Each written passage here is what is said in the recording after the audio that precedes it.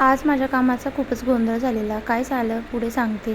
तर झालं असं की मी मिरवणूक होते त्यामुळे 2 दिवस मम्मीकडेच स्टे केला होता. त्यानंतर मग जेव्हा घरी आल्यावर बघितलं तर डेकोरेशनचं सर्व सामान काढायचं होतं. सत्यनारायण पूजा मांडलेली होती ते सगळं उचलायचं होतं. त्यानंतर घरामध्ये इतके सगळे कपडे धुवायचे होते की पूर्ण 2-4 दिवसाचे कपड्याचा ढीग लागलेला होता. त्यानंतर सत्यनारायण पूजेचं जे काही सामान होतं, जे काही ब्राह्मणाला द्यायचं असतं सगळं एका कॅरीबॅगमध्ये भरलं. तिथली जागा स्वच्छ करून घेतली.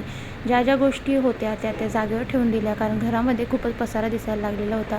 त्यानंतर हे डेकोरेशनचे सगळे फ्लॉवर्स, पाईप सगळं व्यवस्थित काढून जिथल्या तिथे ऑर्गनाईज केलं आणि हे जे कार्पेट होतं हे शिवांशला खेळायला इथे वरती ठेवलं.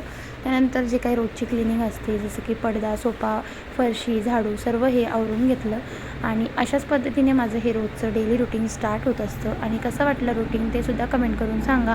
आणि पूर्ण व्हिडिओ बघायचा असेल तर या व्हिडिओच्या खालती त्रिकोणी चिन्हावरती जाऊन तुम्ही हा पूर्ण व्हिडिओ बघू शकता. चला भेटते, बाय.